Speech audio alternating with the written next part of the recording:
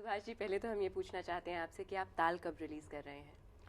ताल मैं अभी अभी बॉम्बे से आ रहा हूँ आपके स्टूडियो में, और रहमान साहब के साथ मैंने last night background music complete किया, और मेरे ख्याल में ये अगस्त के पहले सप्ताह या दूसरे सप्ताह में आनी चाहिए पूरे भारत में। सुभाष जी, ताल की कहानी किस तरह की है, संक्षेप में?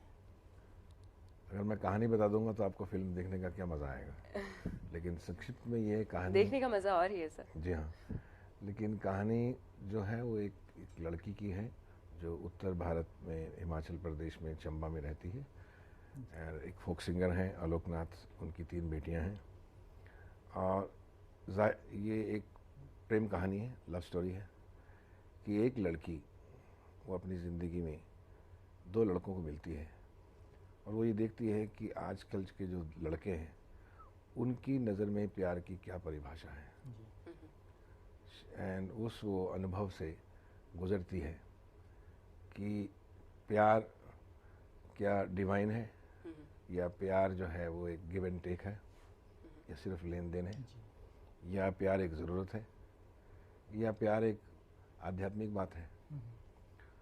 तो जो उस लड़की का अनुभव इस म्यूज़िकल फिल्म में जाता है ताल में, और उसकी ताल किससे मिलती है फिर, और उन तीनों में से किसकी ताल किससे मिल रही है, यही एक मनोरंजक कहानी है फिल्म ताल की। कहा जा रहा है कि ताल आपकी अब तक की सबसे बेहतरीन फिल्म है, आर्टिस्टिकली स्पीकिंग। आप क्या कहते हैं?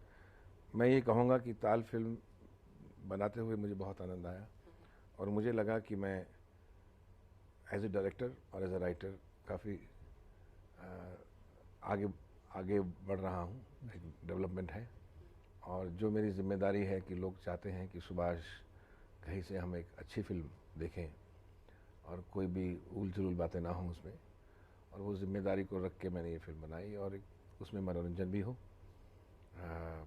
ताकि 3 घंटे लोग उसको एंजॉय भी कर सकें, और उसमें थीम भी हो, और सिनेमाटिकली भी, टेक्निकली भी वो बहुत अच्छी फिल्म होनी चाहिए, और वो सब जिम्मेदारियां मैंने पूरी कोशिश की है।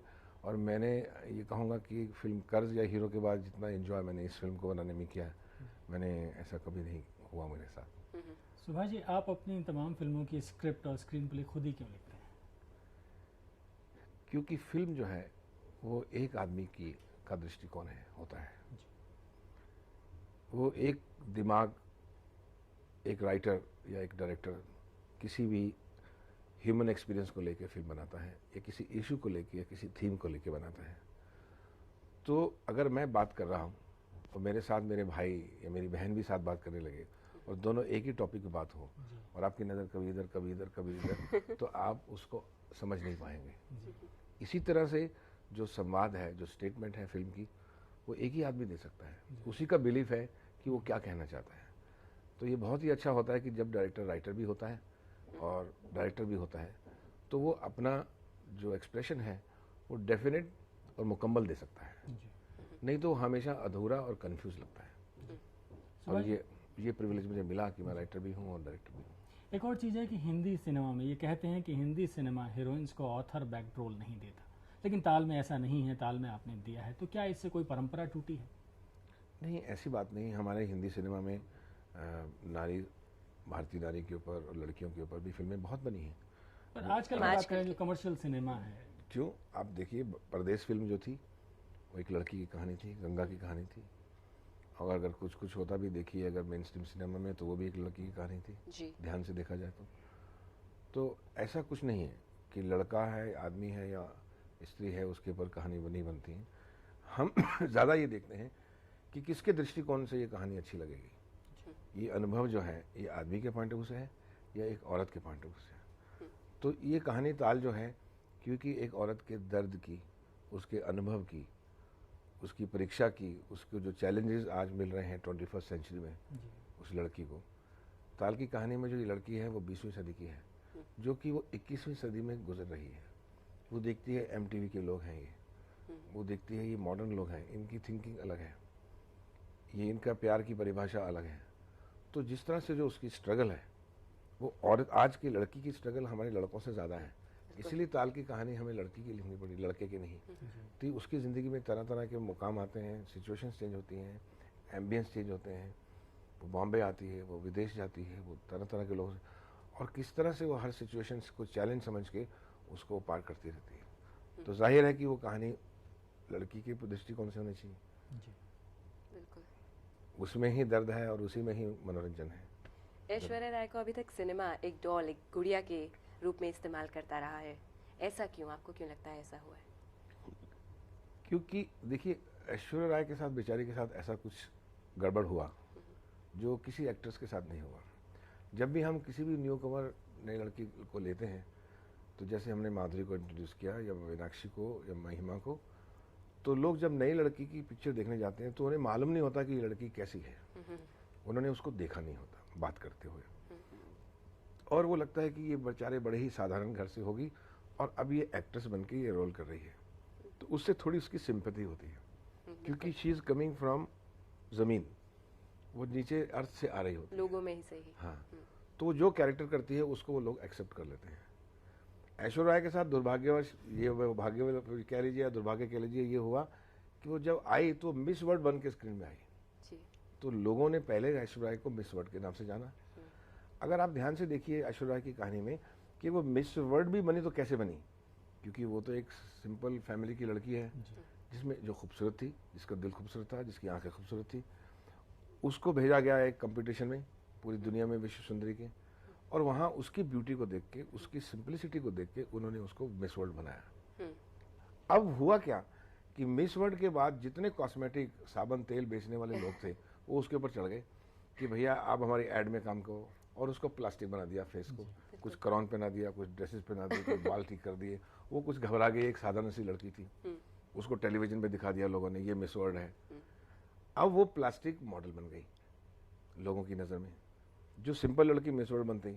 तो हमारे कुछ प्रोड्यूसर डायरेक्टर थे, जब उन्होंने उसको एक्ट्रेस लिया तो उसको प्लास्टिक समझ के लिया, तो उसको फिल्मों में रोल ऐसा दिया कि जो प्लास्टिक लगे, ताकि मिस वर्ल्ड की इमेज में रहे, जो कि गलत बात थी।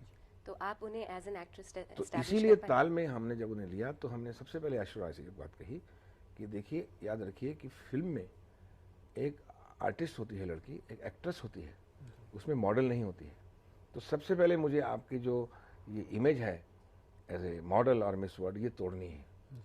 सो मुझे उसका बिल्कुल, I have to destroy your image as a Miss World. इसीलिए अगर आप फिल्म में थोड़े प्रोमोज में भी देखेंगे, जो उसकी बिगिनिंग है फिल्म की और जो फर्स्ट हाफ में है, वो एक इतनी साधारण लड़की है जो मेकअप भी नहीं करती। मेकअप क्या होता है वो भी उसे मालूम नहीं। तो उसकी पूरी ब्यूटी, जो नेचुरल ब्यूटी है, उसको हमने उभारा, और फिर आस्ता आस्ता आस्ता उस दुनिया में आती है एंटरटेनमेंट वर्ल्ड के, और कैसे वो एक फिर से एक मिस वर्ल्ड के लेवल पर पहुंच जाती है। तो ये बहुत ज़रूरी होता है कि जब आप किसी भी आर्टिस्ट को लें तो, या न्यू कमर को लें, तो उसकी जो सिंप्लिसिटी है और जो उसकी आत्मिक खूबसूरती है, बात करने का तरीका, उसकी देखने का तरीका, वो बहुत सिंपल लगना चाहिए, और वही उसकी ब्यूटी है, और उसी ब्यूटी को हमने एक्सप्लॉइट किया फिल्म ताल में। सुभाष जी, कालीचरण से लेकर परदेश तक हमारे दर्शकों ने आपको, आपके काम को तरह तरह के रूपों में देखा है, तो ताल में आप किस तरह नजर आएंगे और आपका काम किस तरह नजर आएगा? अरे भैया, ये तो बड़ा मुश्किल सवाल है। ये वैसा है कि जिसको थोड़ा सा सस्पेंस रखे तो हम अच्छा है, क्यों ना हम सिनेमा हॉल में मिलें और वहाँ मुस्कुराएं एक दूसरे को मिलकर, वो अच्छा रहेगा। हमारे दर्शक वैसे क्या अलग देख पाएंगे ताल में आपकी पुरानी फिल्मों से? वो इसलिए देख पाएंगे क्योंकि मैं जो देख पाया हूँ, जब मैंने ताल बनानी शुरू की तो मैं बहुत सी चीज़ें नहीं देख पाया। एक तो मैंने कभी भी आज तक लव स्टोरी नहीं बनाई थी, कभी रोमांटिक फिल्म नहीं बनाई थी। मेरी जितनी फिल्में अगर आप देखें तो वो ह्यूमन लव पर है। माँ और दो बेटे राम लखन, सौदागर दो दोस्तों की कहानी थी, खलनायक एक क्रिमिनल और एक कॉप की कहानी थी, इसी परदेश एक लड़की की कहानी थी जो NRI की कहानी थी जो विदेश में जाना चाहती। कभी भी रोमांटिक और प्यार की परिभाषा की कहानी मैंने नहीं बनाई थी। तो ये पहली बार मैंने इस इमोशंस को डिस्कवर किया as a writer, as a director. तो मैं हर सिचुएशन में जब जाता था तो मुझे लगता था कि मैं पहली बार फिल्म बना रहा हूँ, ये हर सीन नया है मेरे लिए, हर कैरेक्टर मेरे लिए नया है। इसलिए मैंने कहा ना कि मुझे इस फिल्म में इतना आनंद आया बनाने में कि ये इमोशंस जो हैं, प्रेम की इमोशंस, जो प्यार की इमोशंस हैं, ये एक अलग है, इसमें अलग पैशन है, इसमें एक अलग कमिटमेंट है। तो इसीलिए ये फिल्म अलग इसलिए लगेगी क्योंकि मुझे अलग लगी। जितनी भी 1 साल से फिल्म बना रहा था, उसके जो 100 सीन मैंने लिए, ये इतने गाने मैंने पिक्चर्स किए, हर बार मुझे लगा कि ये कभी भी मैंने किया नहीं है। ये सुभाष घई की हर फिल्म से, परदेश से, खलनायक से बिल्कुल अलग फिल्म है।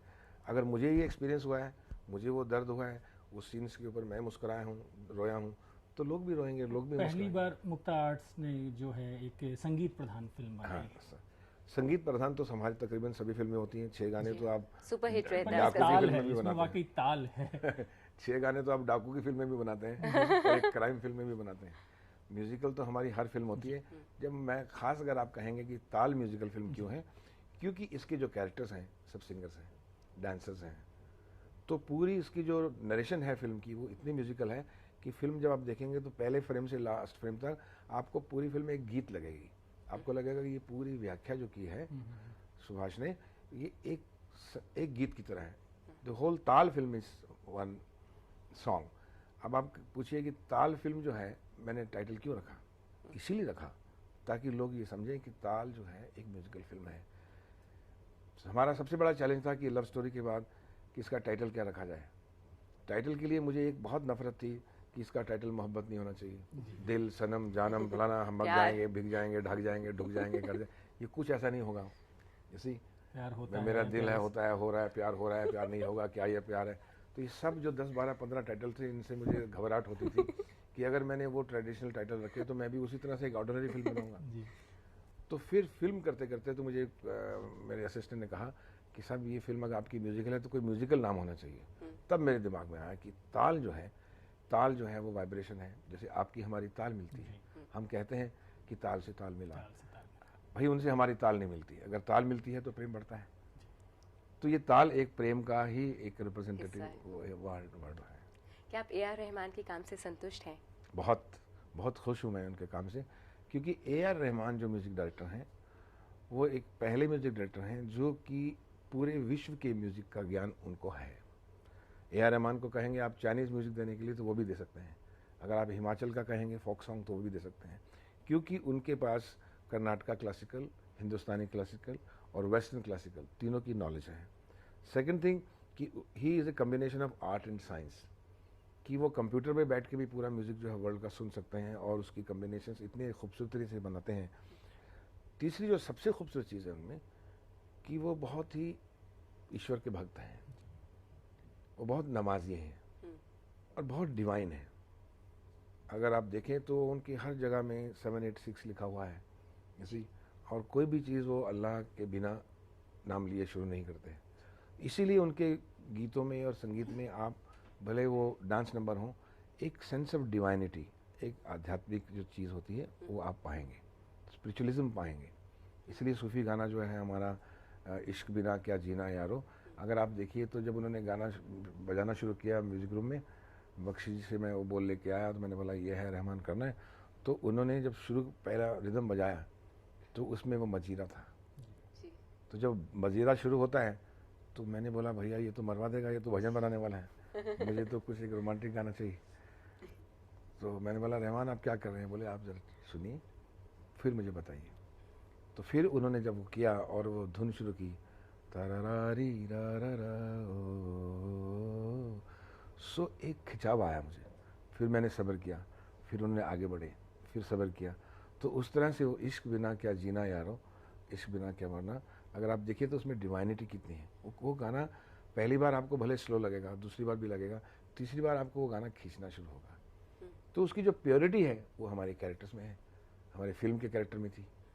और रहमान साहब को मैंने पूरा स्क्रिप्ट म्यूजिकली सुनाया था एज ए डायरेक्टर कि मुझे ये गीत की तरह ऐसे जाता है।